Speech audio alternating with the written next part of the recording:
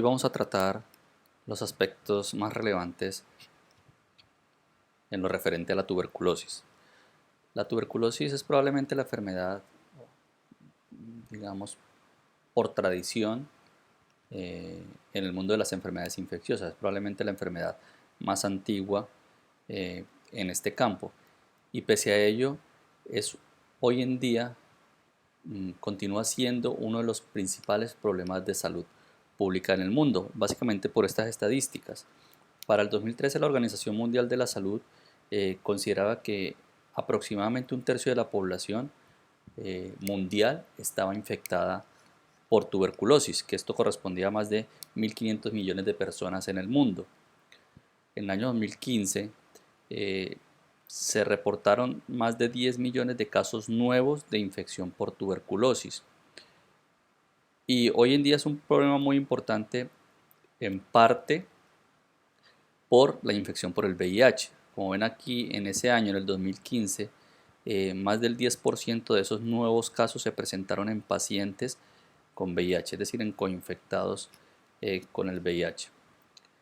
Algo importante a tener en cuenta y digamos que marca o da una explicación al por qué la tuberculosis sigue siendo un problema de salud pública y por qué continuamos teniendo tantos casos de tuberculosis es esto. El 60%, como ven aquí, 60% de los casos de tuberculosis están concentrados en pocos países. Y si ustedes ven las características de estos países o estas regiones, pues son países de bajos ingresos o con un nivel socioeconómico muy bajo, ¿sí? Además de esto, hay que tener en cuenta, y también en eso radica la importancia de la tuberculosis, es que causa muchísimas muertes al año, 1.3 millones de muertes cada año, y esas muertes también ocurren principalmente en países de baja renta. En este mapa lo que representa es dónde están localizados principalmente los casos de tuberculosis. Entonces eso está aquí por colores. Si ustedes ven los que están de color más oscuro, sin verde más oscuro, que son estos y estos casos, en esas regiones es donde están más concentrados los casos de tuberculosis. Y uno podría resumir esta imagen diciendo que el 90% de los casos de tuberculosis se concentran en países pobres, ¿sí? Y si cogemos todos esos casos, si uno coge el total de casos de tuberculosis, mmm, tenemos que el 80% de esos casos se concentran en 22 países, lo que indica, repito, que la tuberculosis está asociada a condiciones socioeconómicas bajas. Este esquema muestra otra característica importante del comportamiento de la tuberculosis. En este gráfico lo que se compara es la incidencia de tuberculosis por país, pero también lo compara con las principales ciudades de ese país. Lo que está aquí en las barras más claras representa al país y lo que está en las barras más oscuras representa la capital o una de las ciudades más importantes de ese país. Entonces, por ejemplo, en España, si nosotros vemos, comparamos la incidencia en España, es mucho menor como país comparado con Barcelona. Es decir, la ciudad de Barcelona tiene una incidencia de tuberculosis mucho mayor que el país en general. Y esto se debe obviamente a la migración,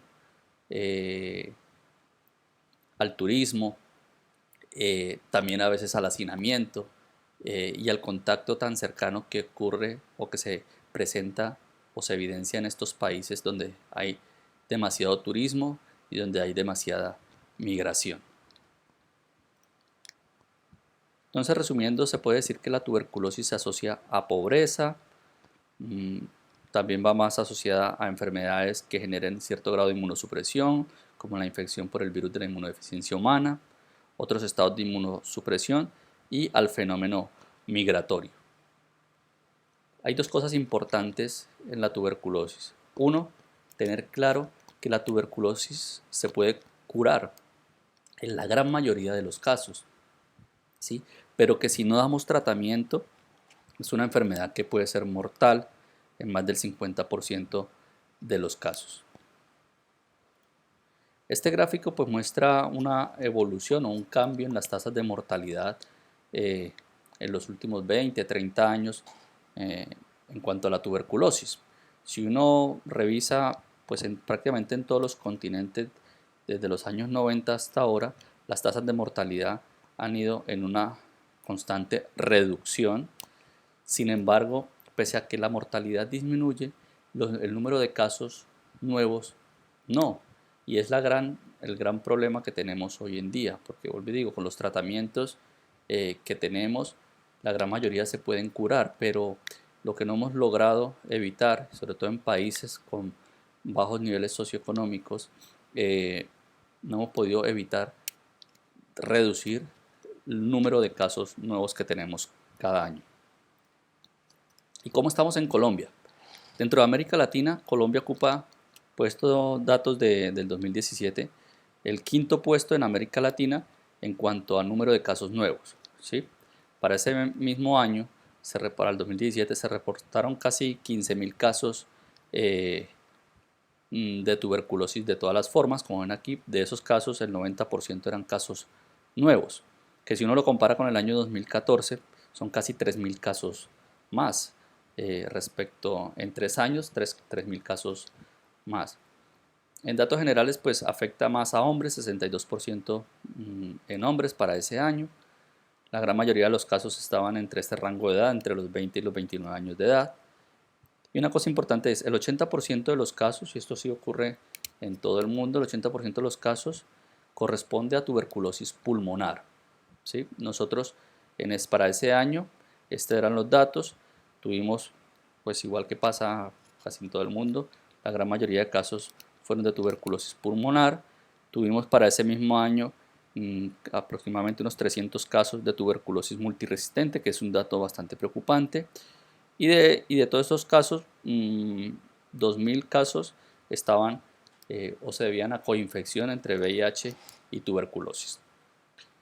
Como es de esperarse, las tasas más altas de incidencia de tuberculosis en nuestro país lo tenemos en zonas donde pues las condiciones no son las más adecuadas, donde el acceso a salud tampoco es el mejor, y en estas zonas como Amazonía y en Chocó, pues donde teníamos para esta época y actualmente las mayores tasas de incidencia de tuberculosis. Bueno, hablando un poco ya algo más específicamente de la micobacteria, pues la micobacteria tuberculosis pertenece a un gran grupo que se llama el complejo Mycobacterium tuberculosis. A ese complejo Mycobacterium tuberculosis pertenecen varias micobacterias. Obviamente, entre ellas tenemos de la que estamos hablando, que es la Mycobacterium tuberculosis y Mycobacterium bovis, digamos como los más representativos de este grupo. ¿Qué tienen en común estas micobacterias del complejo Mycobacterium? Y es que son muy parecidas en su secuencia de nucleótidos, ¿sí? Entonces, por ejemplo, Mycobacterium bovis tiene casi un 100%, 99.9% de coincidencia con el genoma de la tuberculosis, lo que hace que algunas pruebas diagnósticas puedan hacer reacción cruzada, digamos, o puedan darnos falsos positivos o tengan una menor especificidad en cuanto a la capacidad de decirnos si tenemos una infección por Mycobacterium tuberculosis o Mycobacterium bovis. El Mycobacterium tuberculosis es un bacilo muy pequeño, estas son las medidas, ¿cierto? Mide aproximadamente de 1 a 4 por 0.6 micras. Es un bacilo inmóvil que necesita oxígeno, sí, de forma estricta, es un aerobio estricto y no es porulado. Una característica súper importante, y esto es útil tenerlo en cuenta para el momento del diagnóstico, que tiene una pared celular muy rica en lípidos, igual que otras micobacterias o que otros microorganismos. Y esto hace que esa micobacteria sea poco permeable y dificulta la tinción. De ahí más adelante hablaremos de la técnica de Zinj-Nielsen, que consiste básicamente en calentar la pared celular a una alta temperatura para poder que esa pared que es tan rica en lípidos permita la entrada del colorante. Y otra característica importante es el crecimiento lento. ¿Sí? En medios de cultivo sólido, más o menos, la división celular ocurre, tarda unas 18 horas, y este crecimiento lento en esos medios de cultivo es lo que hace que, pues, como ustedes ya habrán leído o habrán escuchado, los cultivos convencionales tardan aproximadamente entre 30 y 45 días para arrojar un resultado. Aquí en esta imagen no nos vamos a detener mucho, pero simplemente era para corroborar lo que les había dicho anteriormente. Si uno analiza la pared de la micobacteria, encontrará que tiene muchas capas de lípidos, y unas capas más externas de lípidos, luego unas capas intermedias de lípidos y unas capas más internas. Esa pared es demasiado gruesa y es una de las características importantes, vuelvo y digo, para tener en cuenta a la hora del diagnóstico y para las técnicas microbiológicas de diagnóstico en la tuberculosis. Bien, entonces, ¿cómo nos infectamos nosotros? ¿Cómo adquirimos la infección por la micobacteria? Entonces, el reservorio de la tuberculosis es el hombre enfermo, ¿no? Es el reservorio. Entonces, cuando una persona que está infectada tose, mediante la tos uno transmite o expulsa gotas que contienen el bacilo.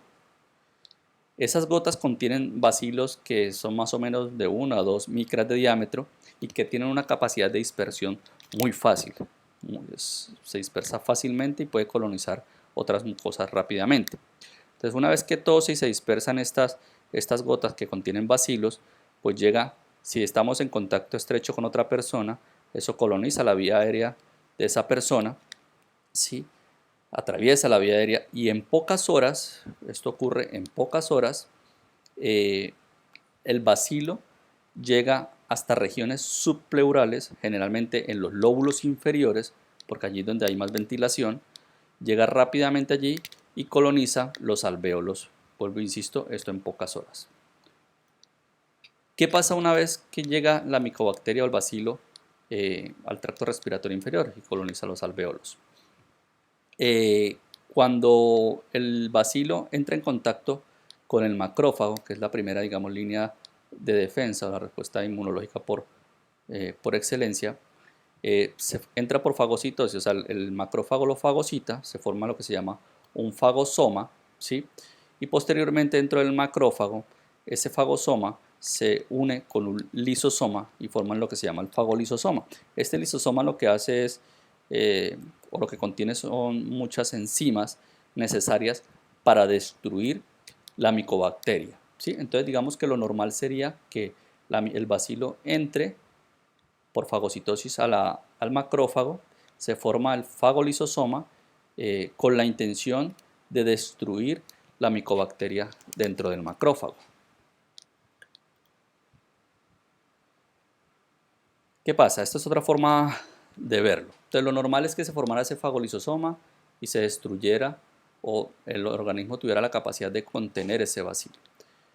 Pero la micobacteria o el bacilo tiene unos mecanismos mediante los cuales impide que una vez que esté dentro del macrófago se una el lisosoma al fagosoma. Y al impedir que se una ese lisosoma al fagosoma, lo que hace es protegerse, impedir que se destruya ese macrófago y por lo tanto impedir que se destruya el bacilo y por tanto pues lo que ocurre es una multiplicación del bacilo dentro del macrófago hasta tal punto que destruye el macrófago, se produce lisis celular y el bacilo sale nuevamente a circulación y coloniza otras células. Después de que falla esa respuesta inicialmente mediada por macrófagos, lo que se llama una respuesta innata, ocurre una segunda fase, digamos que es controlada básicamente, o una respuesta específica que es mediada por linfocitos TCD4, los linfocitos T helper 1, los helper. Entonces, esta activación de linfocitos que ocurre básicamente pues, por la liberación de citoquinas, entre ellas el interferón, ¿sí? Hace que se activen estos linfocitos y se diferencien tanto en linfocitos TCD4 como en linfocitos TCD8, ¿sí? Entonces podemos decir que la respuesta protectora o definitiva ante la tuberculosis es medida por linfocitos T, una vez que ha fracasado la respuesta por macrófagos. Entonces estos linfocitos que ya se han diferenciado, linfocitos TCD4, lo que hacen es migrar hacia el foco infeccioso, ¿sí? Y liberan a su vez citoquinas que son activadoras de macrófagos, por ejemplo el interferón gamma y el factor de necrosis tumoral alfa. Y esto lo que hace es atraer muchísimos macrófagos, ¿sí? Y esos macrófagos en conjunto con los linfocitos son capaces de contener y eliminar un alto porcentaje de esos bacilos, conformando lo que se llama el granuloma, ¿sí? Entonces, el granuloma no es más que la unión o el reclutamiento de muchos macrófagos activados mediante la liberación de citoquinas liberadas por los linfocitos T, y que lo que hacen es contener dentro de ese granuloma un número importante de bacilos que posteriormente, con ayuda de los linfocitos TCD8, que son los citotóxicos, pues destruyen un alto porcentaje de esos bacilos. Y en la radiografía, pues lo que clásicamente nosotros vemos como granulomas, que informan, ¿sí?, esas imágenes radiopacas, a veces calcificadas, redondeadas, que se ven en las radiografías, que corresponden a granulomas. Cuando el organismo no es capaz de contener ni con macrófagos ni con la respuesta específica con linfocitos T la infección por el bacilo, pues se producen unas manifestaciones sistémicas, que en la fase aguda pues básicamente se debe al efecto de las citoquinas, de la interleuquina 1, de la interleuquina 6, del factor de necrosis tumoral alfa, ¿sí?, que además de reclutar muchas células inflamatorias, pues produce manifestaciones sistémicas como la fiebre, el malestar, el escalofrío, que es lo característico de esa fase aguda de la infección. Si además tenemos un estado inmunológico deficiente, un cierto grado de inmunosupresión, pues esa infección se va a volver crónica, y estos mediadores inflamatorios pues son los responsables que en esa infección crónica se produzcan las manifestaciones típicas también de la fiebre, la pérdida de peso, de la anorexia, ¿sí?, los cambios a nivel musculoesquelético y la liberación de reactantes de fase aguda, reactantes inflamatorios.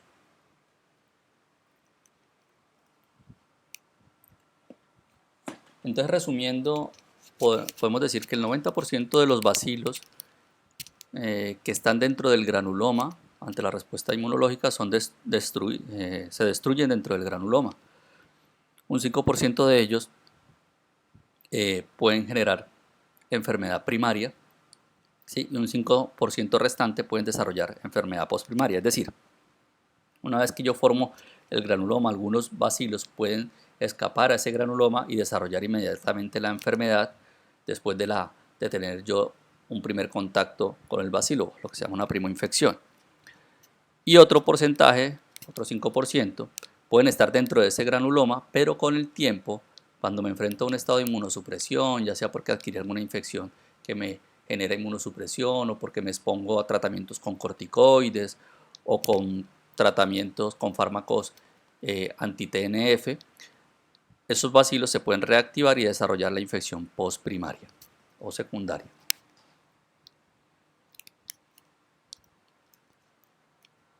Muy bien, entonces dentro del punto de vista fisiopatológico ya hemos dicho cómo entra el bacilo, cómo coloniza el tracto respiratorio, cómo evade el sistema inmunológico y cómo el sistema inmunológico trata también de contenerlo.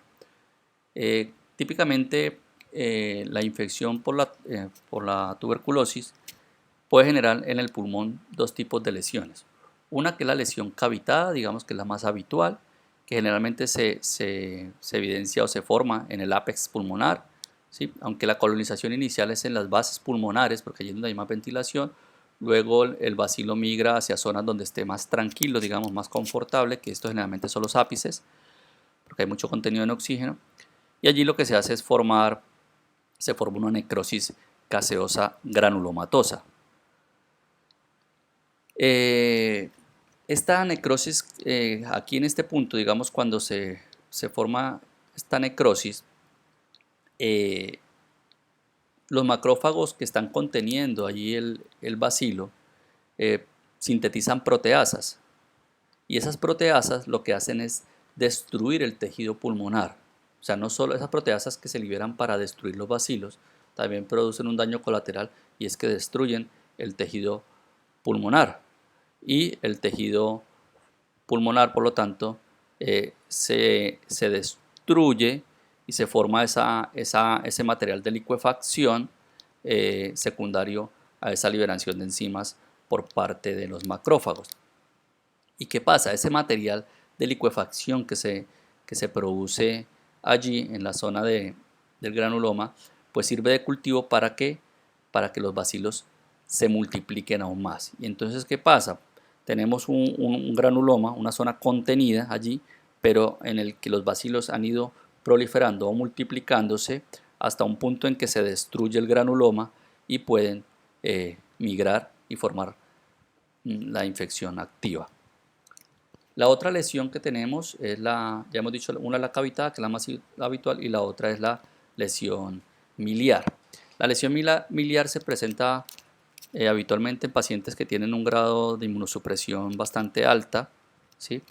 Y esto lo que hace es que, digamos, el organismo, precisamente por ese grado de inmunosupresión, no genere granulomas, digamos, con gran capacidad o lo suficientemente sólidos como para contener la infección. Entonces lo que produce es que se forman múltiples granulomas o mini granulomas que no son capaces de contener el bacilo, y por lo tanto el bacilo va colonizando varios lugares contiguos a la zona de donde se formó el granuloma. ¿Sí? Es decir, el bacilo es capaz de evadir ese granuloma porque la respuesta inmunológica no es lo suficientemente severa. Muy bien. ¿Qué factores de riesgo se asocian a tuberculosis? Entonces, en esta tabla que está bien clara en Harrison, pues están como los principales factores de riesgo. La infección reciente, es decir, pacientes que hayan tenido contacto reciente con otras personas con la infección activa, pacientes que tengan alteraciones del tracto pulmonar, ¿cierto? Lesiones fibróticas, pacientes que tengan cierto grado de inmunosupresión, como pacientes con infección por VIH, insuficiencia renal crónica, los diabéticos, el consumo de drogas, ¿sí? En general tratamiento personas con enfermedades que generen inmunosupresión, pacientes también que fumen mucho, porque esto altera el tracto respiratorio y pues disminuye la capacidad de defensa del sistema respiratorio, la desnutrición, todo esto pues asociado básicamente a una inmunosupresión. ¿Cuáles son las manifestaciones clínicas en los pacientes con tuberculosis? Entonces esto varía mucho, ¿no? Depende obviamente del órgano afectado y de las características del paciente. Entonces, hasta un 20% de los pacientes que tienen contacto con el bacilo son asintomáticos, y cuando tienen síntomas, los síntomas de la primoinfección, digamos, son muy variables. Podemos tener un cuadro subagudo o crónico, de febrícula, diaforesis nocturna, de pérdida de peso, astenia, dinamia, o sea, síntomas constitucionales. Como ya hemos dicho anteriormente, el principal órgano afectado es el pulmón, ¿cierto? Hasta el 90% de los casos, seguido por la afectación pleural y luego por la afectación ganglionar. Estos son los tres sitios más habituales de afectación por la tuberculosis: el pulmonar, seguido del pleural y luego de la afectación ganglionar. Hay otras manifestaciones, otros, digamos, lugares de afectación menos frecuentes, como el osteoarticular, genitourinario, la tuberculosis miliar, la afectación del sistema nervioso central, ¿sí? Que son menos frecuentes que la afectación pulmonar.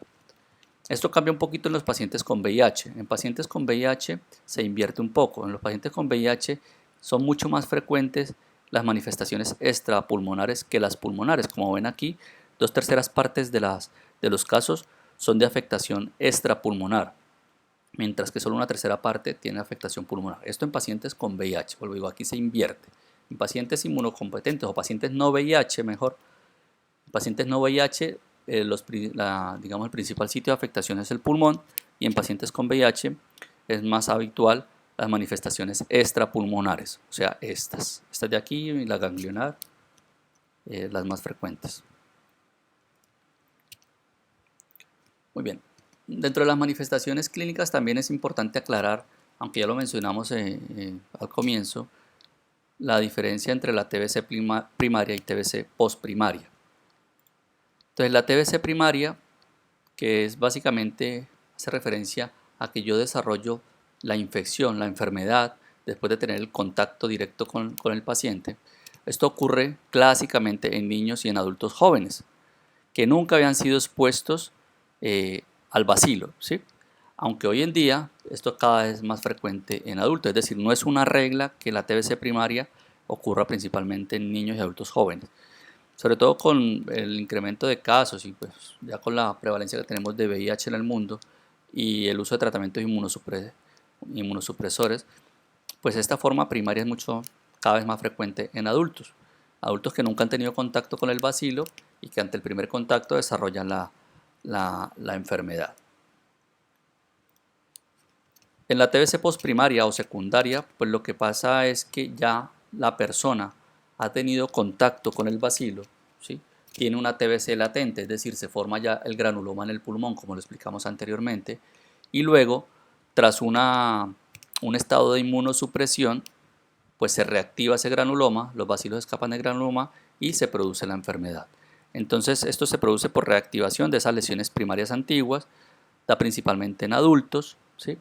Y la localización más frecuente pues son lo que hemos explicado anteriormente, los segmentos apicales y posteriores de los lóbulos superiores, aunque también en lóbulos inferiores, en los segmentos apicales de los lóbulos inferiores. También muchas veces esta postprimaria también incluye, digamos, esos pacientes que se reinfectan. Por ejemplo, pasa en pacientes con VIH. Pacientes con VIH se pueden tener una tuberculosis, se trata y se pueden volver a reinfectar nuevamente.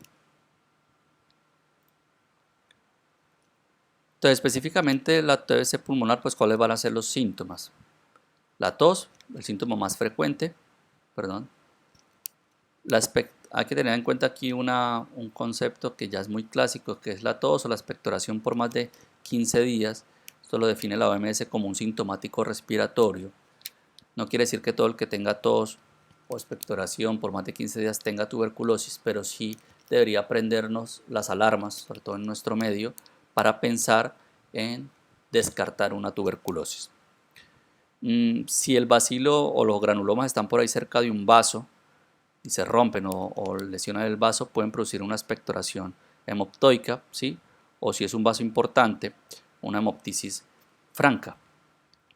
En cuanto a la disnea, no es típico que el paciente con tuberculosis consulte por disnea, sobre todo por los síntomas generales de la fiebre, el malestar general, la tos, la expectoración, pero la disnea la podemos encontrar en fases más avanzadas o cuando está asociado, por ejemplo, a una afectación pleural o del pericardio, ¿sí? Que tenemos derrame pleural o derrame pericárdico. En ese caso, pues sí es habitual que tengamos síntomas como la disnea.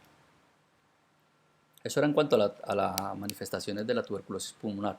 Cuando tenemos afectación de la pleura, entonces pues el cuadro, aparte de tener síntomas constitucionales o generales, puede cursar con un dolor pleurítico, es decir, que se empeora con los movimientos respiratorios, puede ir acompañado de disnea y de fiebre. Generalmente esta manifestación o esta afectación pleural se da por una progresión, como les había mencionado anteriormente, de un foco subpleural o por diseminación hematógena.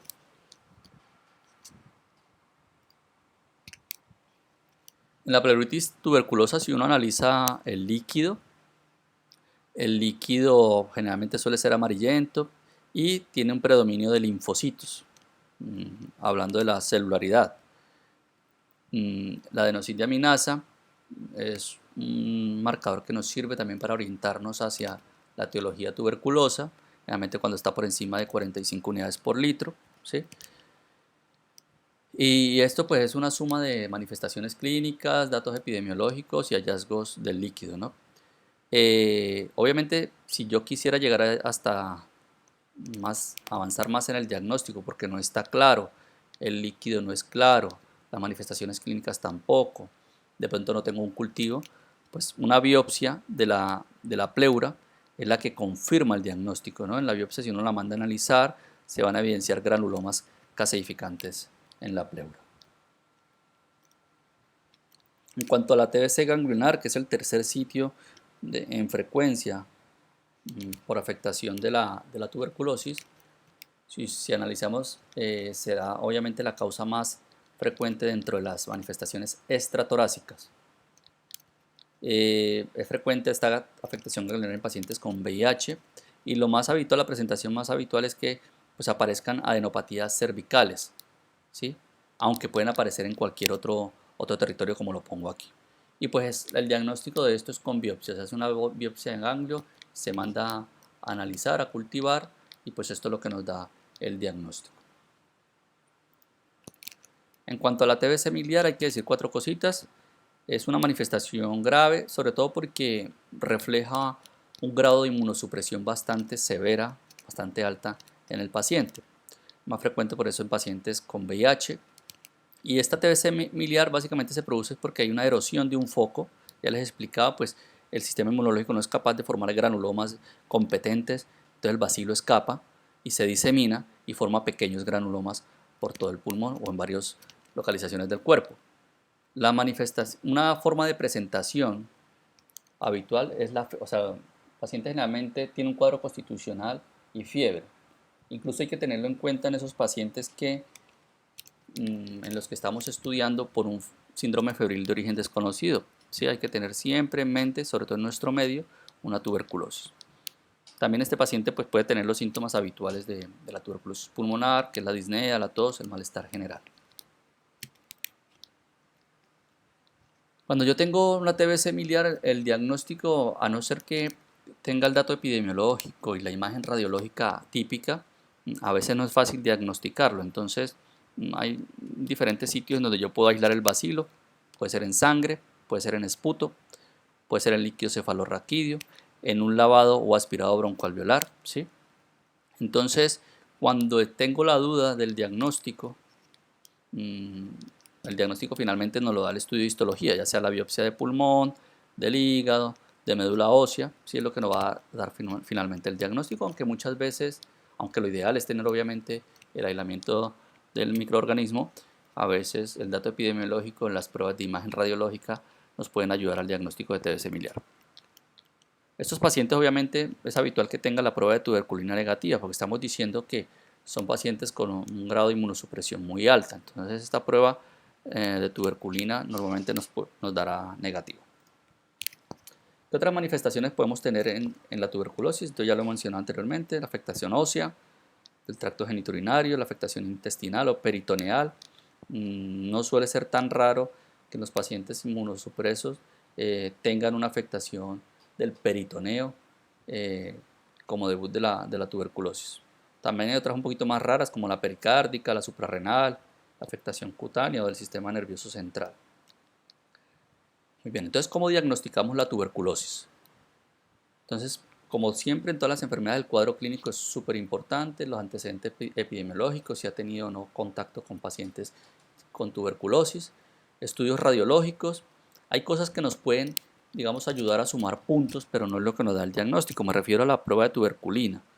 Sobre todo en nuestro medio que todos estamos vacunados para la tuberculosis, esta prueba de tuberculina no es que me dé el diagnóstico, pero sí me puede ayudar a sumar puntos en un paciente en el que yo tenga dudas o no haya podido aislar el microorganismo, ¿no? Una prueba de tuberculina muy positiva de 20 milímetros o más en un paciente que tenga tos y expectoración y un cuadro constitucional, pues a lo mejor me ayuda a pensar en que ese paciente sí tiene una tuberculosis.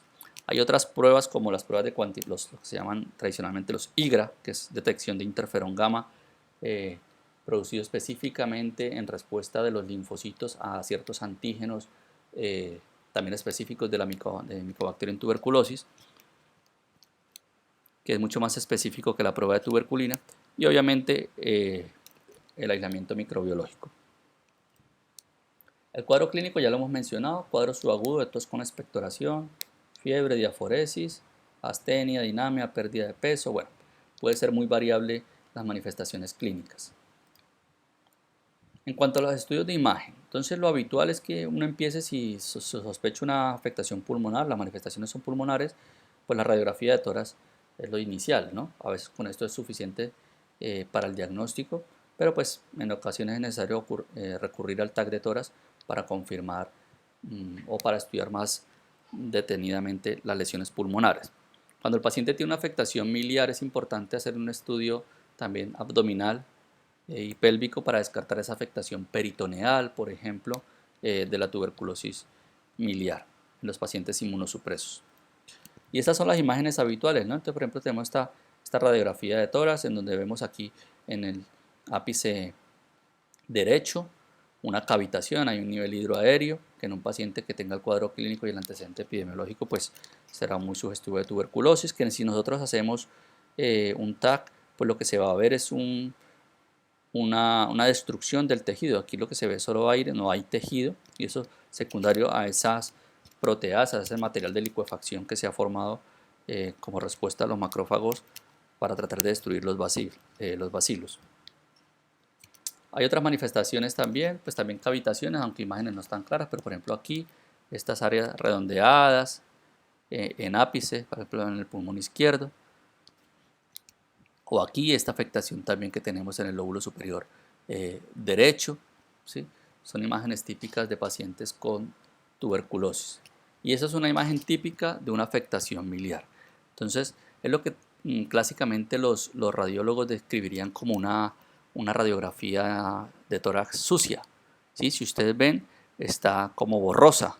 Entonces, si uno analiza bien, estos son múltiples puntos, múltiples micronódulos que se han formado en todo el pulmón producto de la inmunosupresión del paciente. Entonces son múltiples microgranulomas o micronódulos que están afectando ambos pulmones, que si le hacemos un TAC de tórax lo vamos a ver mucho mejor. Todos estos puntos, todos estos punticos son micronódulos, típico, clásico de la afectación en la tuberculosis miliar. Otras formas de presentación: yo puedo tener entonces la afectación pleural, entonces el paciente, en nuestro medio paciente que vaya, consulte por dolor pleurítico y tenga ese derrame pleural unilateral asociado a fiebre, de pronto a astenia, pérdida de peso, siempre deberíamos descartarle una tuberculosis en nuestro medio, insisto. Hay otras formas de presentación más raras, como la afectación suprarrenal de la tuberculosis. En una época, hace muchos años, los años 70, 80, la tuberculosis era la principal causa de insuficiencia suprarrenal, ¿sí? También tenemos afectación osteoarticular. Aquí, por ejemplo, tenemos una espondilodicitis, que forman abscesos a nivel de la columna por afectación por la micobacteria. De otras formas mucho más raras, por ejemplo, la pericárdica o la cardíaca. Aquí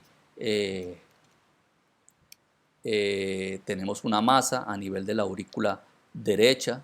Este es de un paciente de Pakistán que tiene una forma de presentar bastante rara, ¿no? Entonces, pacientes pueden debutar. La tuberculosis puede afectar cualquier parte del organismo, aunque lo más habitual es la afectación pulmonar, pero dependiendo de la zona, la región del mundo de donde sea el paciente, hay que descartar siempre una tuberculosis, aunque sean presentaciones muy raras.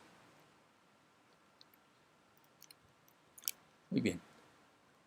Eso era en cuanto a las técnicas de imagen. En cuanto a la prueba de tuberculina, clásicamente pues ya sabemos que se basa en el principio de hipersensibilidad retardada frente al antígeno del bacilo, ¿cierto? Entonces aquí hay que tener una cosa, hay que diferenciar varias cositas. No es lo mismo hablar de PPD que hablar de mantus, ¿no? Que a veces hablamos indiferenciadamente de eso como si fuera lo mismo. El PPD pues es, digamos, la proteína que se utiliza para evaluar si hay una reacción o no, ¿sí? Entonces el PPD significa el derivado proteico purificado, que es la proteína que se utiliza para inyectar en el antebrazo de la persona. Y el mantus es la técnica con la que se realiza. Entonces generalmente lo que uno hace es inocular o inyectar 0.1 mililitros en la cara ventral del antebrazo y de esta proteína. Inocula esta proteína en el antebrazo y a las 72 horas se evalúa nuevamente y miramos si hay una respuesta, que es básicamente un halo eritematoso, y en función de la medida decimos si es positivo o no.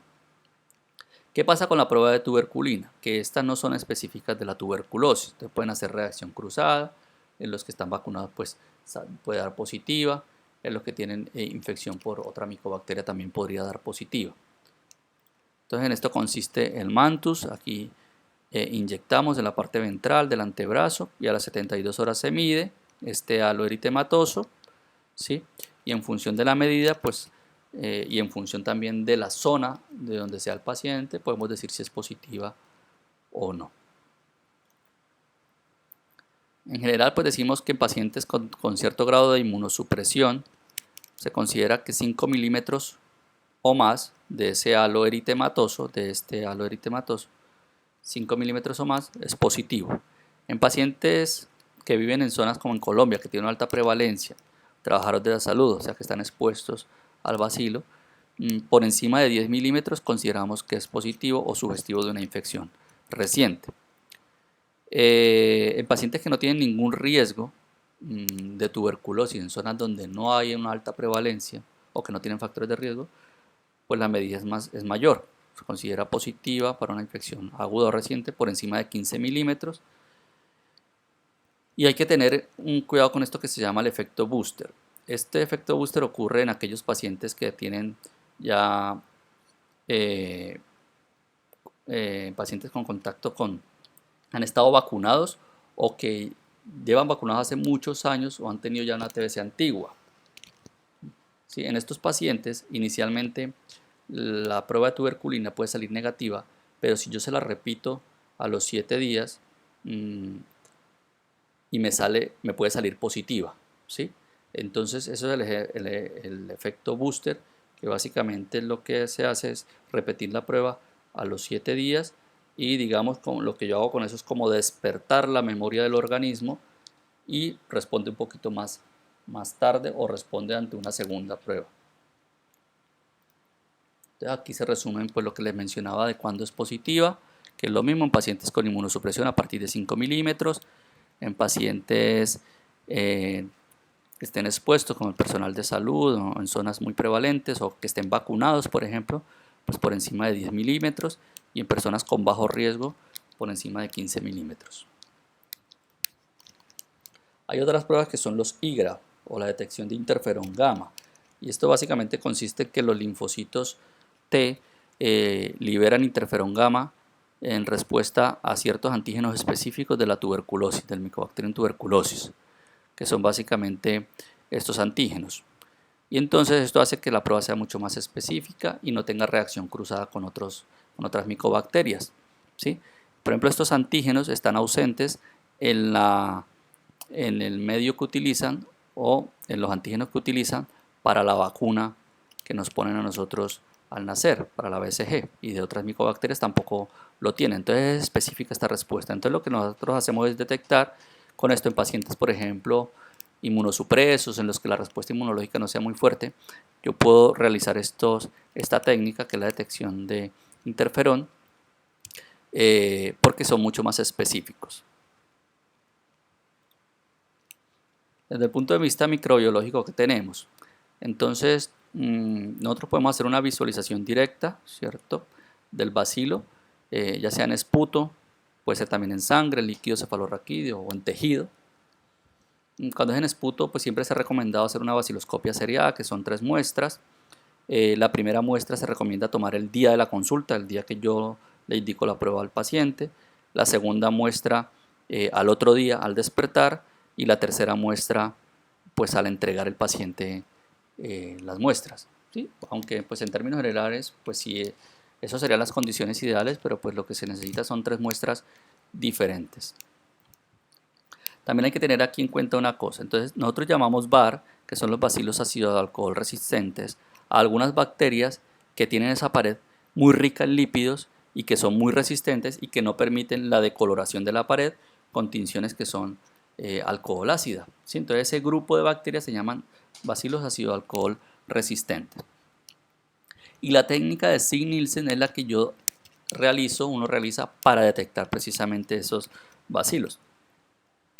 Y esa técnica de Sig-Nielsen consiste básicamente en que yo expongo esa pared de la micobacteria a calentamiento, generalmente a 100 grados centígrados, porque al calentarla permito que se abran los poros de esa pared y permite que el colorante penetre en la pared de la bacteria. Después de que el colorante ha entrado a la micobacteria, entonces enfrío la micobacteria para que se cierre nuevamente la pared y por lo tanto el colorante no pueda salir. Entonces el colorante queda dentro de la micobacteria. Luego, ¿qué hago? Entonces ese colorante se va a ver, digamos, dentro de la bacteria de color rojo. Y para contrastar el medio en el que está la micobacteria, utilizo lo que se llama azul de metileno. Entonces, en conclusión, ¿qué vamos a tener? Unos bacilos que se van a ver de color rojo, rodeados o contrastados de azul, que es el azul de metileno. ¿Sí? Entonces, en eso consiste la técnica de Sig-Nielsen. También hay otra técnica que es la de la uramina para la visualización directa, que es utilizar un colorante fluorescente, es parecido a lo que les estoy explicando. Hay que tener en cuenta eso, que el ácido alcohol resistencia no es exclusivo de la tuberculosis. Entonces yo digo, bueno, en esta técnica tengo bacilos ácido alcohol resistentes, pero no es exclusivo de la tuberculosis.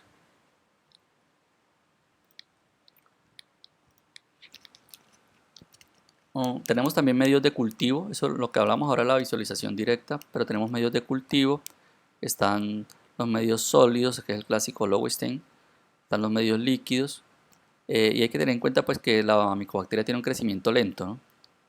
Crece generalmente a esta temperatura y generalmente pues tarda entre 4 y 6 semanas en crecer o en evidenciarse en esos cultivos. También tenemos unas técnicas obviamente más específicas como son las técnicas moleculares. Aquí tenemos clásicamente el GeneSper.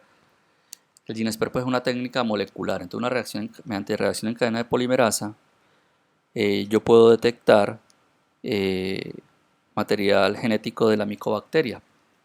Y la importancia del GeneSper es que aparte de decirme si tengo o no la micobacteria, me dice si esa micobacteria tiene el gen que la hace resistente a la rifampicina. Entonces esto es súper importante, no solo para el diagnóstico, sino para el tratamiento, porque de una vez me está diciendo si es sensible a la rifampicina, que es uno de los fármacos más importantes para el tratamiento de la tuberculosis.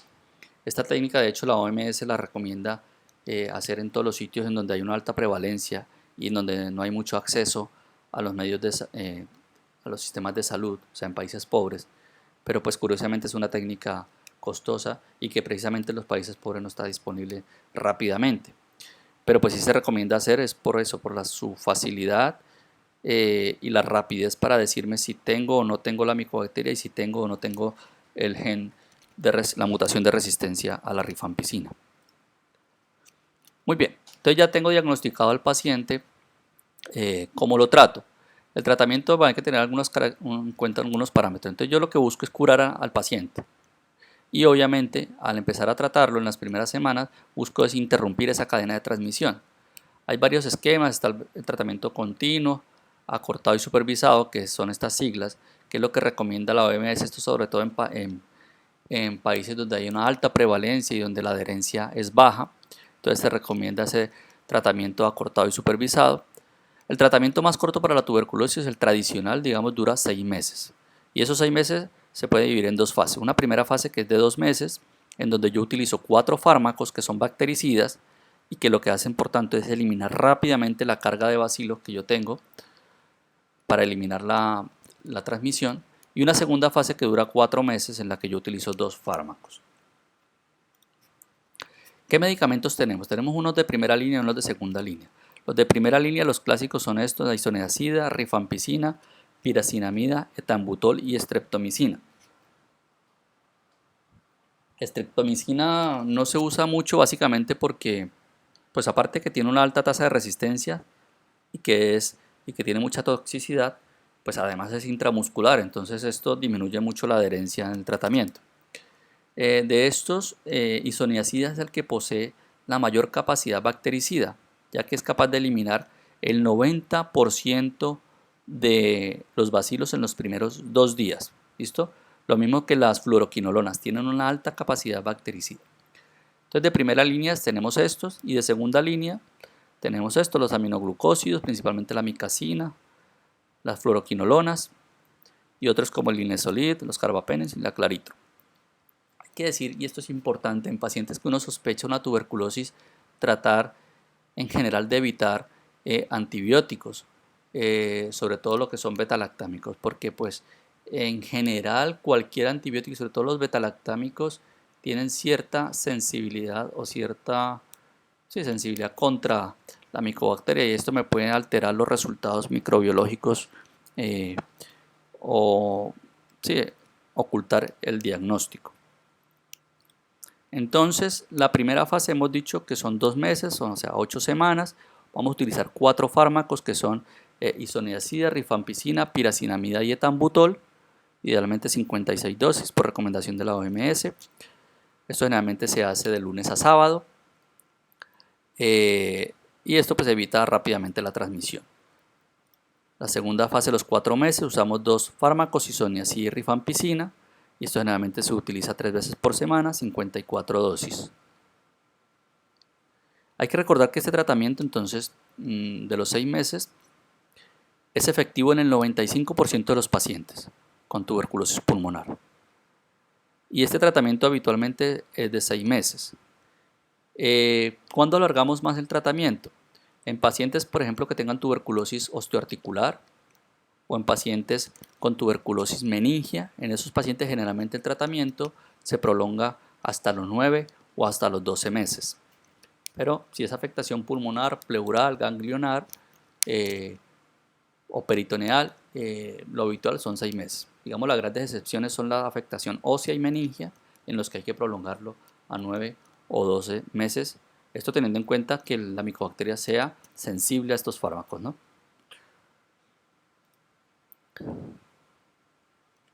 Entonces yo tengo que dar en la primera fase 4 fármacos. Para mejorar la adherencia, se han diseñado fármacos en el que vienen los 4 medicamentos en una sola tableta. ¿Sí? Entonces yo en una sola tableta tengo los 4 fármacos. Esto obviamente mejora la adherencia. ¿Sí? Esto para la primera fase. Y en la segunda fase también tengo fármacos, 2 fármacos en una única tableta, por ejemplo isoniazida y rifampicina. Aquí tengo isoniazida en el que vienen los 4. En una única tableta está isoniazida, rifampicina, piracinamida y etambutol. Y los que vienen 2 está 2 en una sola tableta, está isoniazida y rifampicina. Esto obviamente mejora la adherencia. ¿Y cómo lo calculo yo? Porque aquí vienen 4 fármacos en una tableta, pero luego yo tengo que calcular es cuántas tabletas le tengo que dar yo a ese paciente. Entonces eso también ya está simplificado en esta tabla.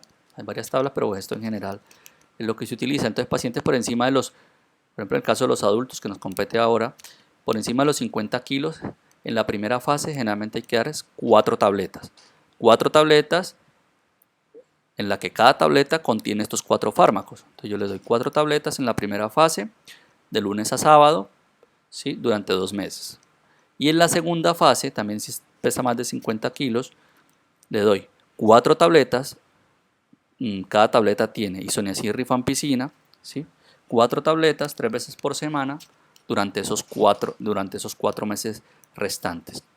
Una cosa a tener en cuenta es que ya hemos dicho que durante los primeros días la carga bacilífera disminuye drásticamente. Entonces, generalmente después de 3 semanas de tratamiento ya el paciente no tiene capacidad de infectar a otros. ¿Sí? Entonces, generalmente ese aislamiento respiratorio que hacemos en los pacientes con tuberculosis, generalmente hay que hacerlo durante 3 semanas, porque ya después de 3 semanas la carga bacilífera es tan baja que no es capaz ya de transmitir a otras personas la infección. Por eso la importancia de iniciar el tratamiento de forma precoz. ¿Qué otras cosas en cuanto al tratamiento? Los corticoides. Los corticoides clásicamente han servido cuando hay afectación del sistema nervioso central o cuando hay afectación, por ejemplo, del pericardio, ¿sí? Se puede usar o dexametasona o prednisona y generalmente se recomienda por 2 o 3 semanas.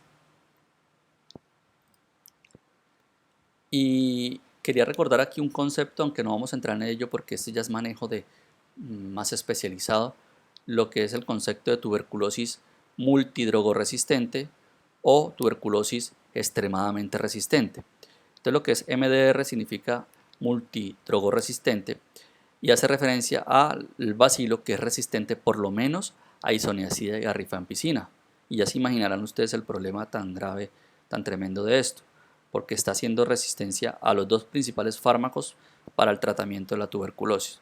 Y la tuberculosis XDR, que es la extremadamente resistente, hace referencia a que ese bacilo es resistente a isoniazida, a rifampicina, a todas las fluoroquinolonas y al menos a un fármaco inyectable, es decir, a los aminoglucósidos. Entonces aquí las opciones se reducen aún más y eso es un gran reto de tratamiento que pues requiere tratamiento especializado y sobre todo porque una vez que uno inicia a tratar a un paciente de estos, no está claro cuándo terminar el tratamiento. ¿Sí? O sea, ya con esto no vamos a hacer un tratamiento ni a 6, ni a 9, ni a 12 meses. El tratamiento no está claro cuánto tiempo debe prolongarse. Entonces es un reto que debe ser manejado por especialista. También hay que tener en cuenta algunos efectos secundarios de los fármacos y principalmente es la hepatotoxicidad, ¿no? Sobre todo con piracinamida, que es la que más rápidamente, con los primeros días, más rápidamente eleva las transaminasas, aunque rifa también puede hacerlo, pero genera más colestasis más que hepatitis, y isoniazida más hepatitis que colestasis. Y pues esto no es un motivo para suspender el tratamiento salvo que se eleven, por ejemplo, las transaminasas más de 3 veces su valor normal. Y eso también hay que tenerlo en cuenta porque lo normal es que se eleven un poco las transaminasas. Si no está por encima de 3 veces, no es necesario suspender el tratamiento, aunque sí hay que monitorizarlo. En caso de tener una elevación importante, pues también se requiere un manejo especializado porque lo que habría que hacer, si se considera necesario, es reiniciar tratamiento, pero ya los fármacos serían reiniciarlos por separado para saber cuál de esos 4 fármacos es el que está causando la hepatotoxicidad. Entonces también esto requiere un manejo especializado. ¿Cómo se hace el seguimiento? Lo habitual en un paciente con TBC pulmonar es que uno le haga un control de baciloscopia al segundo mes. Si esa baciloscopia es negativa, entonces uno puede pasar a la segunda fase de tratamiento. Si sale positiva, ahí viene un problema y entonces tendríamos que prolongar la primera fase un mes más y pedir un cultivo o esperar el cultivo, revisar ese cultivo que estaba pendiente para saber si el paciente tiene resistencia a alguno de los fármacos. Y en ese caso habría que volver a cultivarlo, mirar la sensibilidad y decidir si prolongamos más la segunda fase o no. En estos casos también es recomendable consultar a un especialista en el tema. ¿En quién hacemos quimioprofilaxis? Es decir, en qué pacientes, en qué personas indicamos tratamiento para evitar que desarrollen la enfermedad. Hay una quimioprofilaxis primaria que se hace, es decir, en los pacientes que están negativos a la prueba de tuberculina. El ejemplo de estos son los pacientes jóvenes que han tenido un contacto íntimo con personas infectadas, por ejemplo, el familiar, alguien de 10, 12, 14 años, que haya sido diagnosticada, la mamá haya sido diagnosticada con tuberculosis. En ese paciente se indica la quimioprofilaxis primaria.